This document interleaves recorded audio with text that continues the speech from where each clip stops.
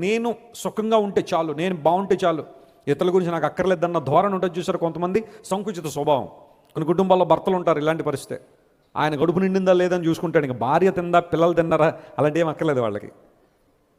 ఇదివరకు మాకు తెలిసిన ఒక కుటుంబం ఉండేది, భర్త ఏ పని చేసేవాడు కాదు, కానీ కరెక్ట్గా మధ్యాహ్నం 1 గంటకి ఇంటికి వచ్చేవాడు. దేనికోసం? చక్కగా తినడం కోసం. తినేసి మళ్ళీ వెళ్ళిపోయేవాడు. మళ్ళీ 7:30కి ఇంటికి వచ్చేవాడు. దేనికోసం? డిన్నర్కి. ఈ డిన్నర్ ఎలా వస్తుంది, లంచ్ ఎలా వస్తుంది, రైస్ ఎలా వస్తుంది, కూరగాయలు ఎక్కడ తీసుకొస్తున్నావు ఏమి అడిగేవాడు కాదు. అతను తీసుకురావట్లేదు, అడిగేవాడు కూడా కాదు. అతనికి కావాల్సింది ఏంటంటే అలా తిరిగి ఇంటికి వచ్చేసరికి భార్య భోజనం వండి పెట్టేశారు. పిల్లల్ని పట్టించుకునేవాడు కాదు, ఇష్టానుసారం జీవించేవాడు. ఒకవేళ ఎప్పుడైనా ఏదైనా కనుక భార్య సరిగ్గా ఆహారం పెట్టకపోతే కేకలేసేవాడు, అరిచేవాడు గట్టిగా. అలాంటి దౌర్భాగ్యమైన పరిస్థితులు ఉండిన భర్తలు ఇప్పటికీ లేరంటారా? చాలా కుటుంబాల్లో ఉన్నారు. అయితే బైబిల్ సెలవిస్తూ ఉంది, మన హృదయం ఏం చేయబడాలి? విశాలపరచ. సంకుచిత స్వభావం. యూజువల్గా ట్రైన్ ఎక్కేటప్పుడు ఇలాంటి స్వభావం కొంతమంది ఎక్కువగా కనపరుస్తూ ఉంటారు. జనరల్గా అపార్ట్మెంట్లో ట్రైన్ ఎక్కినప్పుడు కిక్కిరిసి ఉంటుందేమో, లోపలికి ఎక్కగానే ఒక ఆమె చక్కగా బ్యాగులు 2 పెట్టుకుని హాస్పిటల్ వేసుకుని కూర్చుంటుంది ఆ సీటు మీద. అప్పుడు మనం వెళ్ళి, అమ్మా కొంచెం జరుగు, జరుగు, ఆ బ్యాగులు ది కింద పెట్టు, మేము ఆ పిల్లలు ప్రయాణం చేయాలి. ఆమంటది, నేను టికెట్ కొన్నానంటది. మేము కూడా కొన్నాం టికెట్ అని ఆర్గ్యూ చేస్తాం.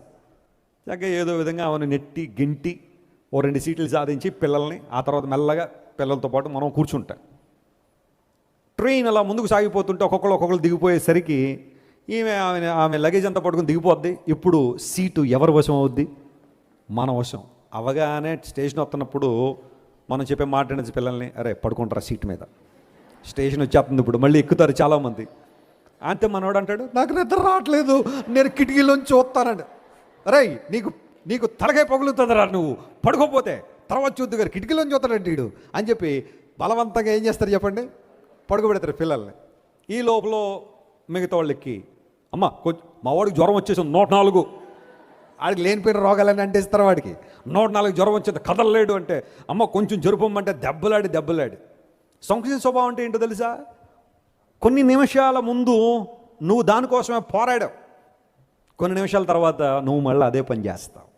స్వార్థం. నేను బాగుంటే చాలన్న ఆలోచన. విశాలం లేదు హృదయాలు. అనేకసార్లు చెబుతూ ఉంటాను, పిల్లలకి మనం దాతృత్వం నేర్పించలేకపోతున్నాం. ఎవరికైనా ఏదైనా శ్రేష్టమని ఇవ్వాలి అన్నప్పుడు పిల్లలకు నేర్పించలేని పరిస్థితి ఉంటుంది మనలో.